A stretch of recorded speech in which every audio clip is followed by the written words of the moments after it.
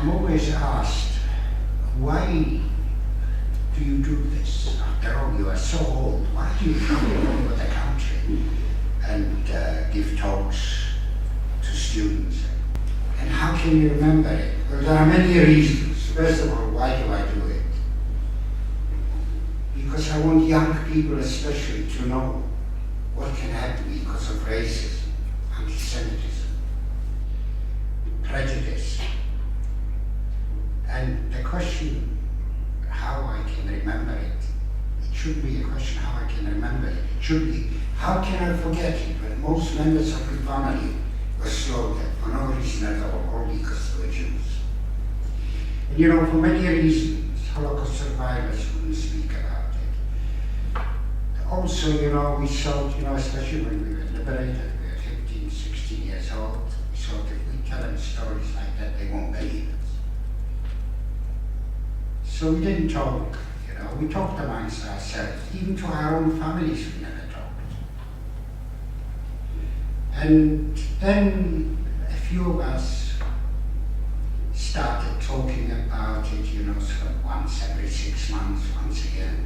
But luckily, about 25 years ago, the Holocaust Educational Trust was formed, and they approached Holocaust survivors to give talks. And I decided it's about time we should tell the story, what happened. Because after all, who's going to tell the stories? For the people that never survived. Whole families were wiped out. Not one member of the family was left. Who's going to tell their stories? So I decided I'm going to tell my story. It's only my story what happened to me as a child. And I go back, you know, when I was 5 years old. I don't remember what I had for breakfast today, but I remember what happened to me when I was 5 years old. Unfortunately, when I was that age, or even younger, my parents got divorced, and my mother left me with my father. And I was brought up by my grandparents, who were very Orthodox Jews. But I had a very good life. My grandparents were very good to me. We had a nice apartment. They were pretty well off. I'm sure they weren't rich, but they were well off. Listen, they had a 3-bedroom apartment. We lived in the second largest city in Poland. I went to school like any normal child, and everything was going well. My grandfather had his own business where my father and my uncle worked in it. It was a chemical business. And like I said, everything was going on well till I was about 9 years old. One morning my father came to me and said he's got to run away because there's going to be a war on, and the German armies will invade Poland and won't take them very long to occupy the whole of Poland. And I'm sure most of you know that Neville Chamberlain, at that time Prime Minister of England, gave an ultimatum to Hitler: if you attack Poland, you'll be at war with us. But of course, half of Poland was already occupied by German troops. So within a very short time, the whole country was occupied by the German army. The day they came into our city, everything changed. First of all, no Jewish child was allowed to go back to school. No Jewish teacher was allowed to teach. Even if he was teaching in a non-Jewish school, he wasn't allowed. Lawyers, doctors, they weren't allowed to practice their professions. And then, of course, starvation began because there wasn't enough food coming in, but we could still exist. And every morning we used to get up. New decrees were coming out. You mustn't do this, you mustn't do that. One of them, they said, every Jew has got to wear a Star of David, so he'll be recognized. 90% of Jewish people living in Bush could be recognized because the way they were dressed and they had hairstyles and beards. We weren't even allowed to travel on public transport. We had trams. If you were caught on a tram, they knew you were Jewish, whether you were a Star of David or not, they chucked you off the tram. It didn't matter whether the tram was stationary or moving, they just chucked you up. Many times, a few soldiers were walking on the pavement. They saw a Jewish man with a beard, they recognized him the way he was dressed. They cut his beard off. They went into a shop, got a bucket of water. They told him to wash the pavement, just to humiliate him, nothing else. By November 1939, the last decree that came out was that every Jew has to leave the city where they are living and go to a different part of the city, which was the poorest part. Now there was rather a problem there because there wasn't enough room for all of us. We had 260,000 Jews living in Łódź. And they said by April the 1st, every Jew has to be in that area. If he's not, he'll be shot. So my grandfather, my grandmother and I, we managed to find one solitary room. There was no bathroom, there was no running water, there was no toilets. If you wanted to go to the toilet, you had to go downstairs. For water again, you had to go downstairs and pump water, especially in the winter when it's 20 below zero, you can imagine. But there was no choice. By April the 1st, 1940, the place was completely surrounded by barbed wire. Some Jewish officers approached all the people and they found one man, his name was Rumkowski, to run the ghetto because they said no German will run the ghetto, it's got to be run by the Jews. We had our own police, our own doctors, everything was done by the Jewish people. Then they said that every Jewish person will have to go to work. If he doesn't go to work, he won't get the ration card. My grandmother found a job in tailoring. I found a job in metal factory. My grandfather couldn't work because he was very ill, because the little food we used to get, you wouldn't eat it because he wasn't allowed to eat because it wasn't kosher. Even the rabbis told him that you are allowed to eat because if this is going to save your life, you're allowed. He still wouldn't, so within a very short time he died. Now I worked in the factory 6 days a week, from 7 in the morning, 7 in the evening. And I remember going down the stairs, especially in the winter, stepping over dead bodies, and it didn't mean anything to me. Because all I was thinking of is the lunchtime should come, because we were getting a soup lunchtime. So it was like water with a few vegetables swimming around. If you were lucky, the check dug a bit deeper, there was a piece of meat. It was horse meat. It didn't matter to us. We would have had anything, horse meat, dog meat, as long as it was food. If you are starving, you don't care as long as you have something to eat. It was carrying on like that end of 41, 42, beginning of 42. They came to the Jewish people that were running the ghetto and they said they need some people to go to work in Germany. Quite a few thousand.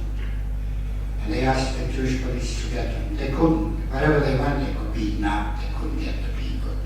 They went back to the Nazis, the officers, and they said, they can't get them. They said, there's no problem. We'll do it ourselves. Nobody's going to go to work for a week. They'll go from street to street, house to house. And they let everybody know a night before when they are coming. Well, they told us when they're coming to our place. My grandmother said she's going to hiding, would I come with her? I said, what for? I'm 12 years old, I look about 9 or 10. They're not going to take me to Germany to work. They'll take grown-ups, people that can do some work for them. So she went and I was left. In the morning they arrived in big lorries and all SS guards. We had to go downstairs. And they started taking people. And they took me as well. They slung me onto the lorry. The lorry was stationary, luckily. And you know, this is the first time I realized how lucky I was. Because when I looked down, there were babies. There were old people, disabled people. I said, surely they're not going to take us to back. Here we working, but take us all the way to Germany to work. They were to take us to the nearest woods and shoot us. And I jumped off the lorry. Now where was I lucky? Like I said, the lorry was moving and suddenly the guards were in the yard. Had they seen me, they would have shot me. There was never a question of stop or I'll shoot. They just shot people, they didn't care. And I could never understand why, even up to today, why would they want to kill us? Of course, I realized because of the hate of the Jews, but why? We were an asset to them. We were working for the German war effort. Why kill us? Why give us little food? And people were dying of starvation, of disease. And people were committing suicide. And I could never understand, why do people want to kill themselves? When I got much older, and I realized why. Can you imagine a mother losing 2 children or 3 children are dying of disease, of malnutrition, of being knocked about, even by the Jewish police, because if we managed to steal something, then the Jewish police caught us. They gave us a hiding and they took the things away. We were standing near the end of the ghetto sometimes, near the rails. You know, we thought, well, we'll be able to get some food or something. So if the German guard saw us, he didn't shoot us, but he hit us with a rifle. But we didn't care. Pain never mattered to us.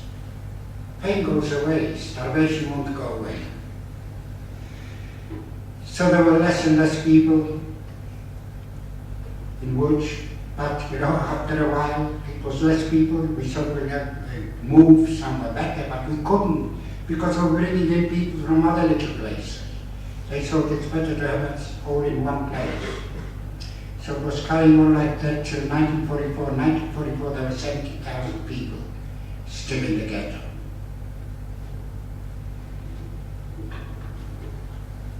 And they came to the people that were running the ghetto, the officers, and they said they want to liquidate the ghetto because the Russians are getting near, they're already outside Warsaw. It won't take them long to cross the Vistula River, which was true, it wouldn't take them long, but they didn't cross for a simple reason. There was a Polish uprising, and they thought it was simpler for them to get over to the Vistula River into Warsaw than the Germans and the Poles kill each other. So they stayed there for months on end. In the meantime, they said to us, we've got a choice. When our time comes to report to the station, we've got a choice. Either we go in with the people that we live with in the blocks there, or we can go with the people where we work. So I said to my grandmother, I want to go with the people I work with because they said they'll take us to Germany to work, a whole lot of us. And I was about to take my grandmother with me. So they told us the night before we got to report to the railway station, and they told us we were allowed to take 1 suitcase because when we're going to Germany we get more food, more clothes, we don't have to take masses of things. So we went to the metal factory, we waited, and then they told us you got to report tomorrow morning to the railway station. When we arrived at the railway station, the first thing I said to my grandmother, I can't see any trains. She says, they're standing in front of you. I said, well, they are the cattle trucks, they're not trains. She says, that's all there is. Do you know, they opened those cattle trucks and we had to get in there. There were so many people in that cattle truck, they couldn't shut the door. Eventually they did. There was no room even to sit down. But you know, only recently, well, it's now quite a few months that I discussed that with friends and with my 2 daughters. And I said, you know, I feel so ashamed of myself, and I had such problems all through my life. One thing is worrying me, and I feel ashamed about it. They said, what happened? What did you do? I said, I did nothing. How can a 12-year-old boy or a 14-year-old boy, which I was then, hope. People should die, so he'll have more room where to sit down. What has become of me? I was completely dehumanized. I didn't care about anybody else. All I wanted is to live. And I would imagine that's what a child of 14 would think. He doesn't want to die. And you know, after a few days it came to fruition.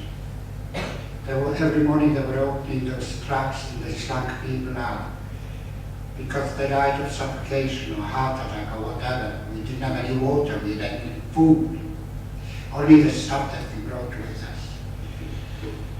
After a few days, slowly one early morning, through the slits I saw the word Auschwitz. I didn't know what it meant. Underneath it, Auschwitz. And somebody said, oh, that's a little town in Krakow. I opened those shutters. They told us to leave the suitcases because they were to take everybody to the showers. We had to jump off there. Can you imagine disabled people, little kids jumping off the track? They fell down. Some were beaten. We had no rush. And they said they're going to take everybody to the showers. But before that, they said the people from the metal factory are on a named list. We were one of the few people that arrived, transport that arrived in Auschwitz-Birkenau extermination camp that was on a named list. They called our names up, we had to go on one side, but there were other people on the train. They had to go through a selection. So we had to run through a road, and there was German guards, SS guards waiting, and officers. And they were pointing right, left, right, left, right, left. Most people that went to the right were old people, disabled people, babies, children, and women with babies in their hands or children in their arms. So the German guards came over, tried to rip the child out from their arms. If they couldn't succeed, they shot the woman or they shot the child. When it was finished, they marched them to the showers, so they told them. They marched them into a room, they locked us, packed them in, they shut those doors. A German guard went on the back of the building, there was an opening there, he opened it, threw some Zyklon B gas. Within 20 minutes, everybody in that room was dead. Within 1 hour of arriving in Auschwitz-Birkenau, all those people were dead. And you know, even today I ask that question, how can a human being do that to another human being? And then at lunchtime and in the evening, sit down. If they've got their wives there and children there, sit down, which some did, and eat his dinner and listen to music, knowing what he did 4 hours before or 5 hours before. I'll never understand it. If I live 1,000 years, I can never understand that how a human being can do that to another human being, for whatever reason. Anyway, us, when it was finished, they marched us to the showers. We had to undress, and they said when we come out, we get our clothes back and our suitcase back. So we had to get undressed. They shaved everybody wherever he had hair, and they put us into showers. Then they put disinfectant on us. When we came out the other side, expecting to get our clothes back, home we go. Striped pajamas. I'm sure you might have read the book, some of you, or saw the film, The Boy in Striped Pajamas. That's what I got. They gave us a number. On my jacket was a number 84,303. And you know, I looked at myself. I've got absolutely nothing. I've got no parents. Well, I didn't have parents already for years. No grandparents. Even my grandmother hadn't got. Because she went with the women. I've got no possession. I've got no clothes. All I've got is those striped pajamas. I haven't even got the name. All I am is 84,003.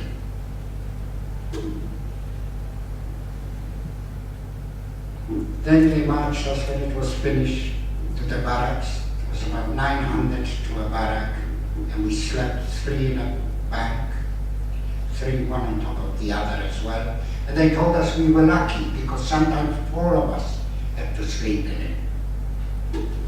They said to us in the evening we get our supper, which is a piece of bread and black coffee, in the morning the same. When we got up in the morning expecting the piece of bread, no, we had to be counted. German mentality, everything has got to be done correctly.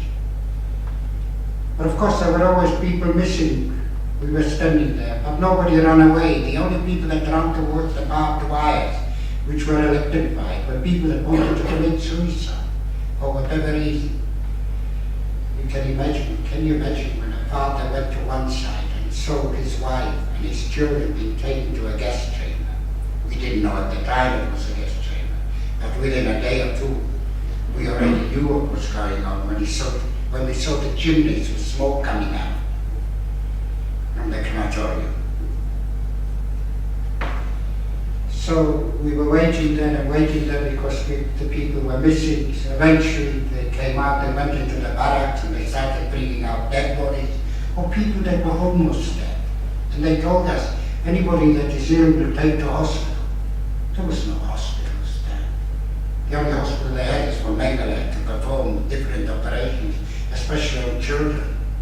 Or throwing children into ice cold water to see babies thrown in ice cold water. He wanted to know how long it would take for them to live. And of course, none of them survived. And other things like that. Eventually, we got our breakfast, again a piece of bread and black coffee. And it carried on like that for a few weeks. And luckily, some German officers came and they were looking for us. And they said the people from the metal factory are going to Germany now, but we've got to go to another camp before, near Danzig, which was very near the German borders. Anyway, so they took us again in the trucks, the women and the men, everybody that was there, that came in that transport was taken. Even the children, which we didn't understand. Put us into trucks. There was enough room for us to sit, we had no problem there. Eventually we arrived in a place called Stutthof, which is near Danzig, in a wood. It was just as bad as it was in Auschwitz, except it was worse because it was already November.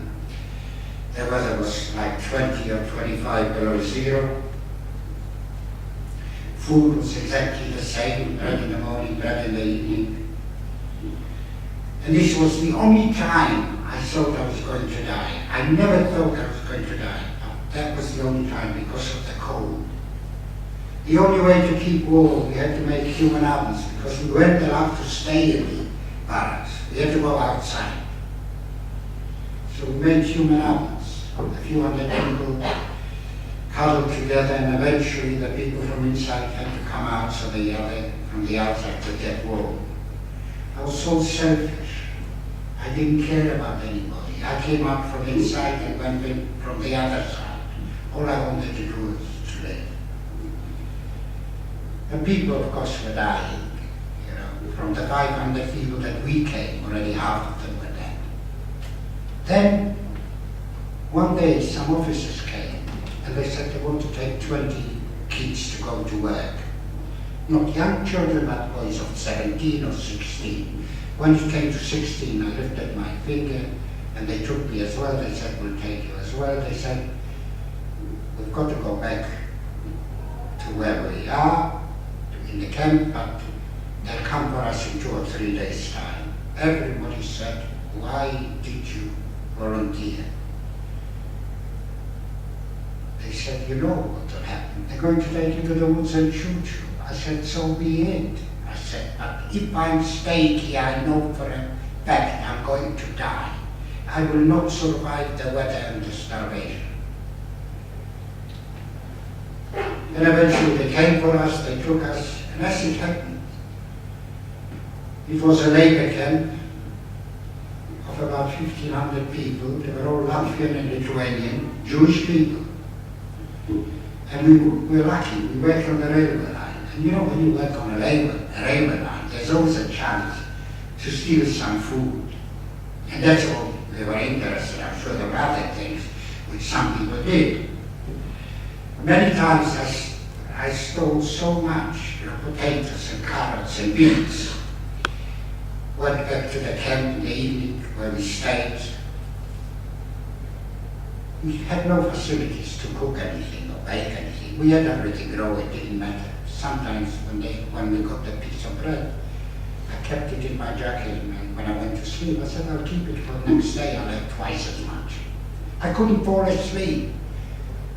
In my mind, I was still starving.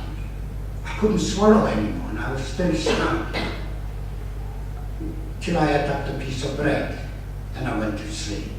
One day, 5 boys stole some tobacco that was going to the Germans that were fighting the Russians. They were caught, they were put in an isolation room. They said they'll keep them there for a week, and then they let them out. When the week was up, everybody had to come and see it. When we arrived in the square where it was, they brought them out, but there were gallows there with 5 ropes and stool hanging, stools. They put those young men, must have been in their 20s or so, on those stools, put the ropes around them. Then a German officer, an SS officer, started reading out why they're being hanged. So he started, oh, prisoner number so-and-so. He couldn't finish the sentence. Those boys jumped off the stools not to give the Germans even a chance to kill him. You know, I told you how dehumanized I was and how I didn't care. But that scene and those 5 men have never left me. Whenever I talk about it, I see those faces, I see those boys, young men, alive, for stealing a few cigarettes. They killed them. But it was finished, we went back to work, and then they came again to us. We've got to, after a few months, they said, we've got to take you somewhere else because the Russians are getting nearer. So they took us to a camp called Bushgraben. There it was the worst camp I've ever been. We had no food, no water, nothing. And you know, we couldn't understand. At night we could hear Russian music. During the day we could see planes flying above us. And we knew they were our planes. Unfortunately, I was getting ill. I didn't know what it was.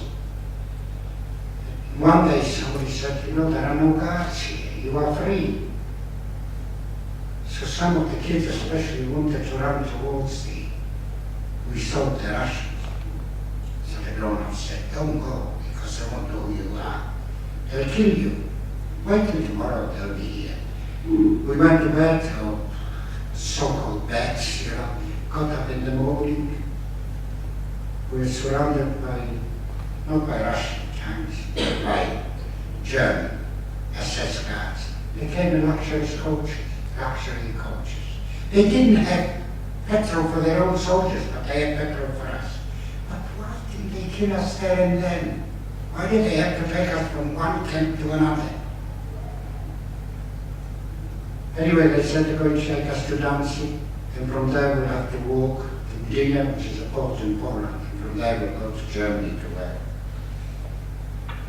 We went on those coaches. Friends of mine helped me. We got up on the coach. Eventually we arrived in Danzig. The whole of Danzig was on fire, being bombed by the Russians. Then they said to us, you've got to walk. Some friends of mine helped me to walk because I was that ill. I didn't even know what it was, didn't have an idea.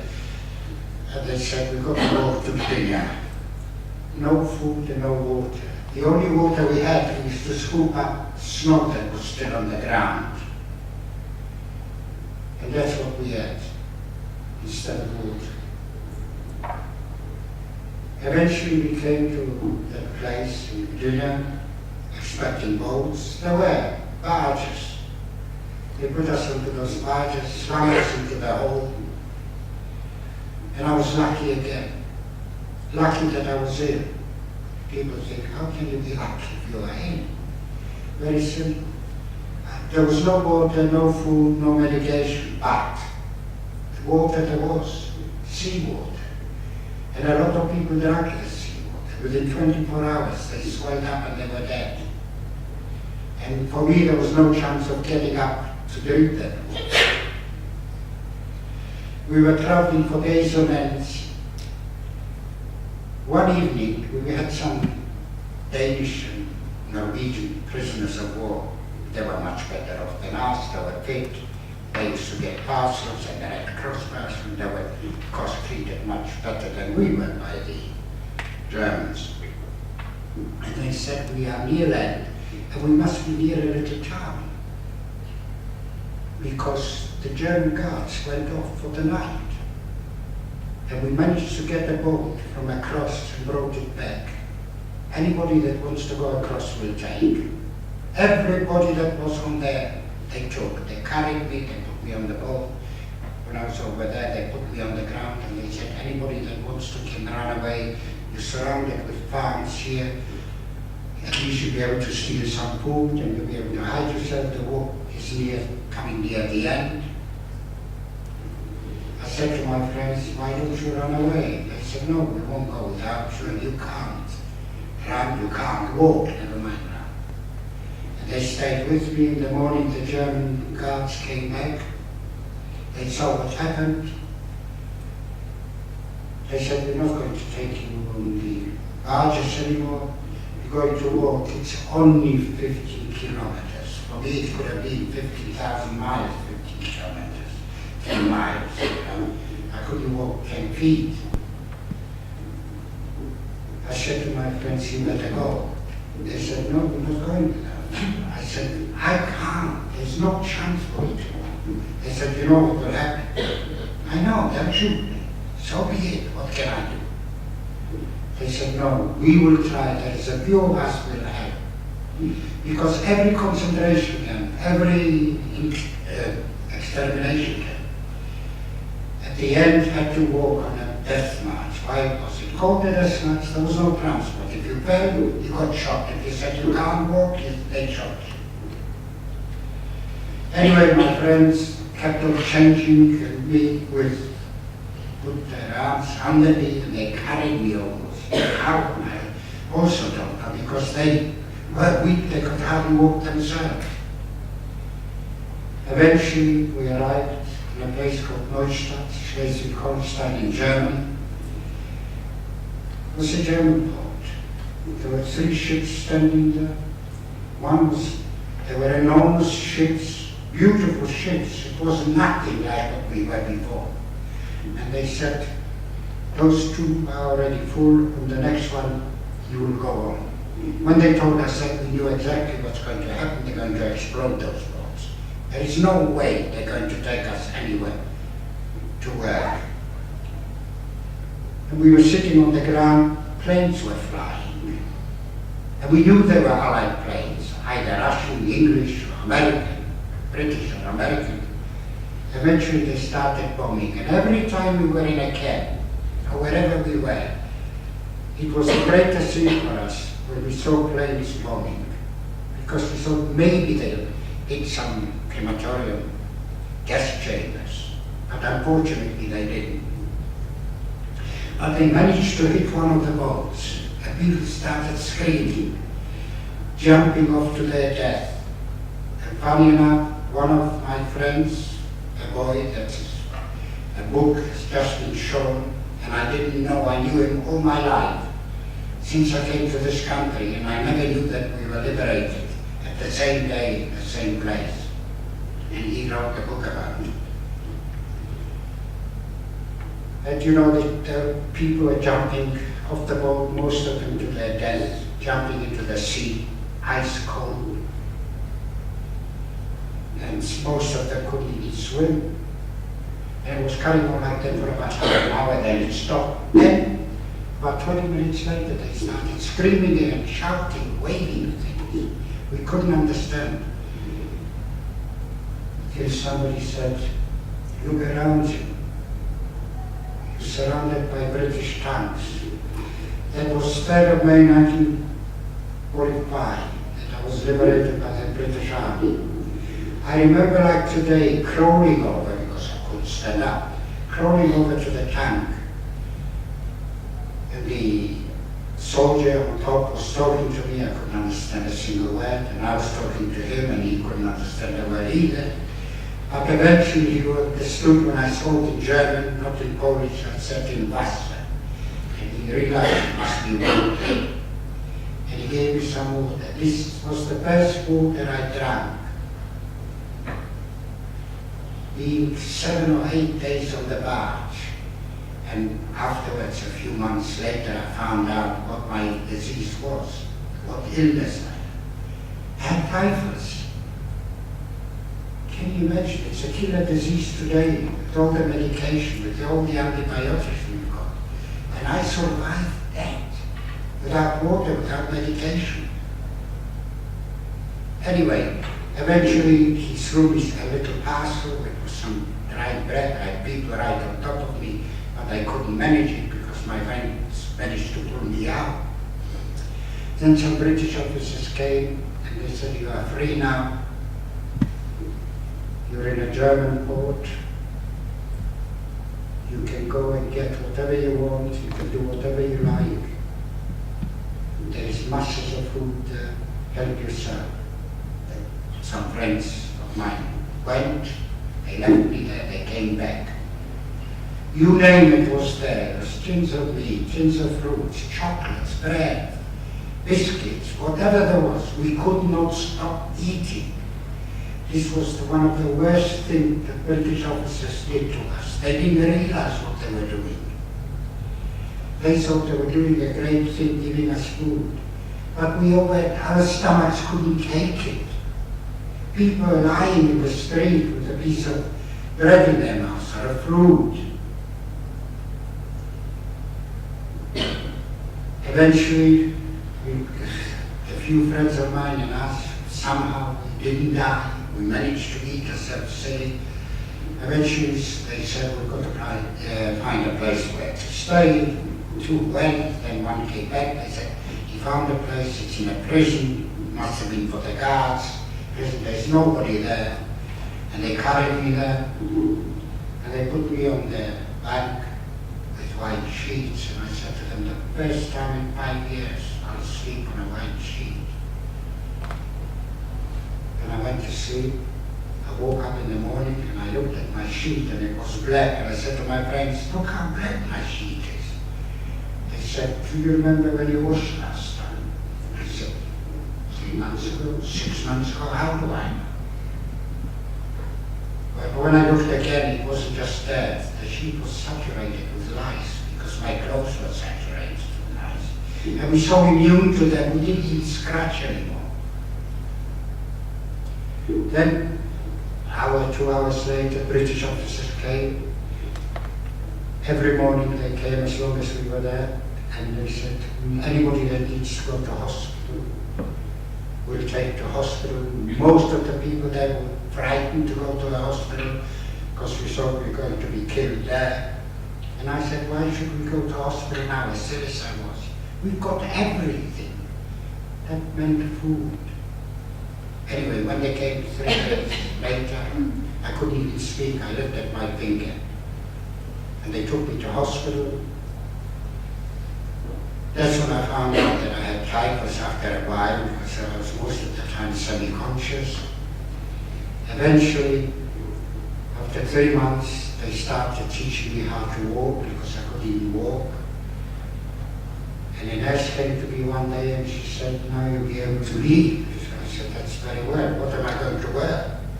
I got no clothes. She already had an English boyfriend. After 3 months, it was a German nurse.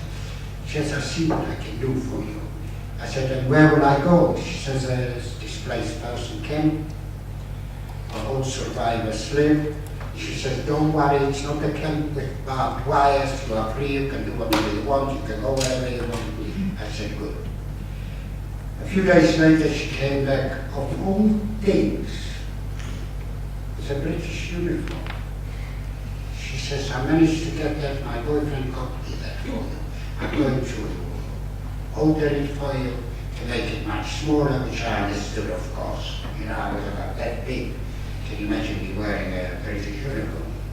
Anyway, and she said, then you go to the camp there, don't worry about it, it'll be okay. Good. She came back a few days later, she ordered the uniform, she gave me a shirt and some I don't remember exactly what, but anyway, I was dressed. My friends came to pick me up. They looked at me, they couldn't believe it. They said, I need a British uniform. I said, yes, but when I get back, I've got to dye that uniform in a different color. Because I promised that nurse, because she said to me, you can't walk about in a German city in a British uniform, you're not a British soldier. And I promised I'm going to dye that. So they said to me, so when are you going to do it? I said, first they have to shoot me, and then they can have the uniform. They can do it in whatever they like. I will be wearing that uniform in a German city, and I will be walking in it. And I did. The only problem was I was arrested by the British military police. They came over to me and they spoke to me in a funny language. I think it was English. And ridiculous, what shall I wear? They took me to the somebody to translate, you know, and I said, I've got nothing else. They said, nevertheless, you can't wear it. I said, all right. I never dyed that uniform. I don't know what happened to it. But all I can tell you, I've seen pictures of me in some of the museum, in the Jewish museum. It's me wearing the jacket. I don't know what happened to the trousers. Maybe I dyed those trousers. I don't know. And anyway, I never dyed that uniform. Then my friends said there's a children's home, only Jewish kids are there, with some grown-ups to help us. So we went to the children's home. A few weeks later, we heard the great news that the British government and the Swedish government is allowing 1,000 children to come to this country, to their countries. You know, the usual thing, we sat down about 20 of us, one in Sweden, one from Britain, one was, we could also go to Palestine, so some said, we go to Palestine, but Palestine we had to wait a quarter. When he came to my time, I said, listen, I'm not going to Sweden, and I'm certainly not going to Britain. At least I'll go to Palestine, I'll be with my own people, I'll be able to speak the language. Much did I know that they don't speak Yiddish, they only speak Hebrew. So I decided to go to Palestine. As I said, to go to Palestine, you have to wait a quarter. The people that went to Sweden, I don't know, I can't remember when they left, but I know that the people that went to Britain, they managed to get 732 people, boys, all under 16, some were a bit older, but you know, you could name your age whatever you wanted. You know, so they arrived in Britain, in Carlisle, from there they were taken to Windermere, 15th of August 1945. They all came, most of them from Prague and Czechoslovakia. And us, like I said, we had to wait. Eventually they transferred us to Hamburg. We lived in a most beautiful place outside Hamburg, in a beautiful home. It was donated by the Barber family, which are Jewish bankers before the war in Germany. They managed to escape to Switzerland, and some came to England as well. And then unfortunately I got ill again, and I had to be taken to a hospital for an operation. Today is an overnight stay. I stayed 2 weeks in hospital. And two boys came to pick me up, to take me home, to take me back to the place we stayed. And one gave me a letter.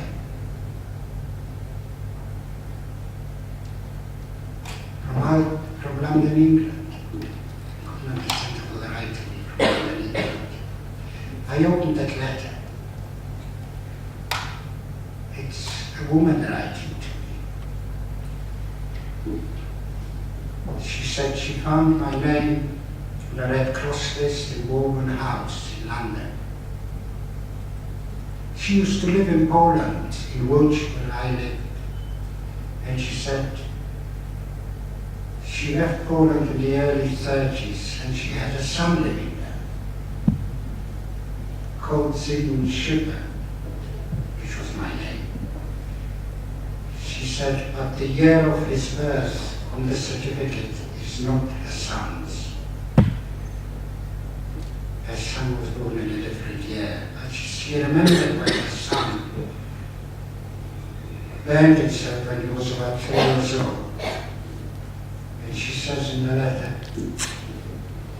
could I look at my left wrist? And I looked at my left wrist,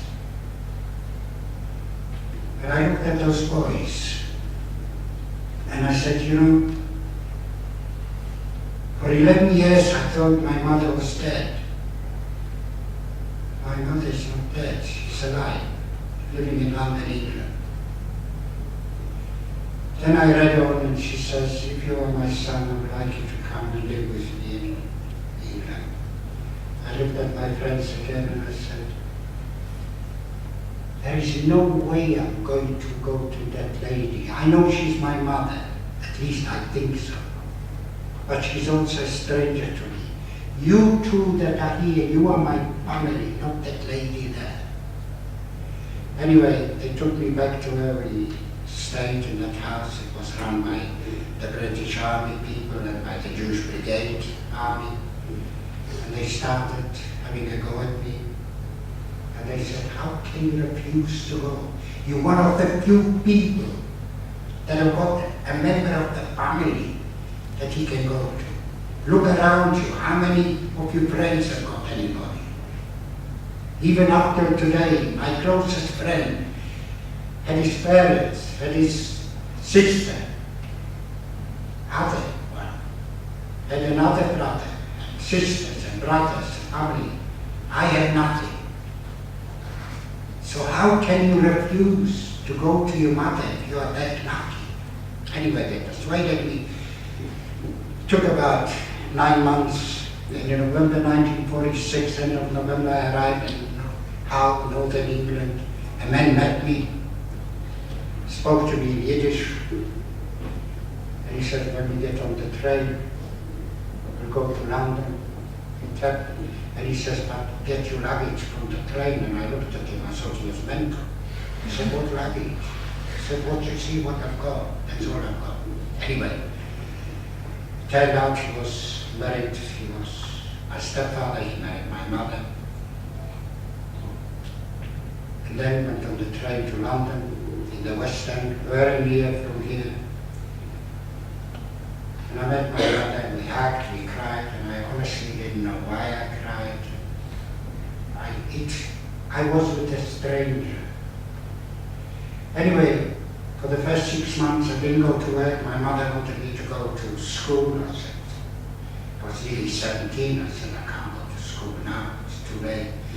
So I found myself a job in tailoring, which I hated. And I had no friends and I had no family. My family were the kids that came here, or the kids that I left in Hamburg that went on to Palestine. One day I met somebody and he said to me, you know, there's a club in Belzer's Park, and the boys meet there, and the girls, you know, that came here in 1945. Why don't you go there? Saturday night they've got a dance there. So I said, okay. So one Saturday night, I knocked on the door, and they opened the door. And the first sentence I uttered, the first sentence, is written today in a book called The Voice by Sir Martin Gilbert. And I said, at last I found my family again. I never said that, but I found my mother. Then I started going to the club. I used to go only 6 days a week. And then I met a girl, a French girl. I thought French women must be nice. Sometimes they can be old, you know. I wasn't. I'm still married to the same woman after 58 years. I think the both of us, Harry and me, deserve medals for that. Do you know, I cannot tell you what a life I had since coming to this country. I was one of the luckiest people alive. And if I lived another 1,000 years, I could never thank the British people what they did for me. They liberated me, that means they saved my life. Not only my life, my children are here, my grandchildren are here because of that. Anyway, like I said, people always say to me, have you got any regrets? Of course I've got the regrets. My grandmother, only years after the war I found out that she died the day of the liberation of Dresdenstadt concentration camp. She didn't even have 1 day of freedom. And I would like to have one day with her and put my arm around her and say, Grandma, thank you for bringing me up. Whatever I am, I owe to you. She brought me up. She was my mom. And then of course my father. Up till today, I don't know what happened to him. I know when he ran away, he was in Russia. By 1941 was the last time I heard from him. He was in the Warsaw Ghetto. He tried to get to Łódź, where I was, but he couldn't. So either he died in the Warsaw Ghetto, or he was taken to another extermination camp like Treblinka. People always talk about Auschwitz-Birkenau, the biggest extermination camp in the whole of Europe. Over 1 million people were killed, and 90% of them were Jews. But that wasn't the only extermination camp, especially in Poland. You had Treblinka, you had Majdanek, you had Helmand, you had Sobibor. They were all extermination camps, especially those that I mentioned. If a train arrived with 1,000 people, the 1,000 people went to the gas chambers. There was nobody there. The only people that were there is to take their clothes away. And you know, people always, especially my non-Jewish friends, say to me, we know 6 million Jews were killed. I said, yes. And imagine, 1.5 million of them were children. But, I said, the Jewish people weren't the only ones. 50% or so, we don't know exactly how many. The Gypsies, the Romas of Europe were slaughtered as well. French, German, Dutch, even German. 900 priests were in concentration camps and died. But the Jews and the Gypsies were the only ones that were slaughtered because of what they were, not of what they did. I left out many that were killed, you know, beside the Gypsies, the gay people, the Jehovah's Witnesses, and of course the Germans. Anybody that was caught hiding a Jewish child, the families were wiped out, even if they were Germans. And they did.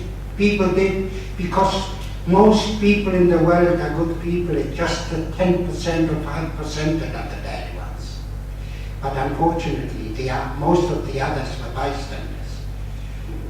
But people say to me, when I tell them that the Polish people, the German people, the French people were hiding Jewish children,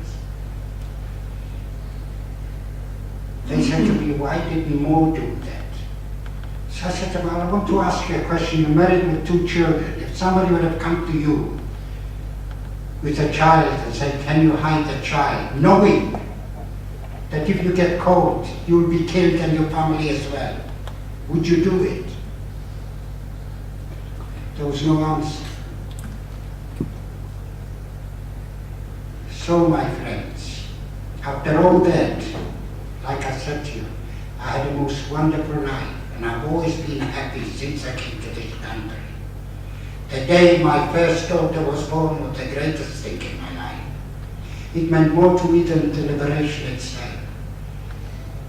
Because at least my wife and I, we had something, we had somebody that belonged to us. A real family. So today, I always, when I talk to students, I beg the students, please, whatever you do, don't hate. Hate will ruin your life. You'll hate everybody, including yourself. And I don't hate anybody. Why should I hate people? Because they happen to be Muslim, because they happen to be Christian or Hindus or what? We are all the same. We all believe in God, in the same God. Thank God there isn't all different gods. We would have more problems. You know, so don't hate. And whatever you do, don't give up. Maybe that saved me, I don't know. So my friends, I hope I didn't bore you too much, and thank you very much for listening.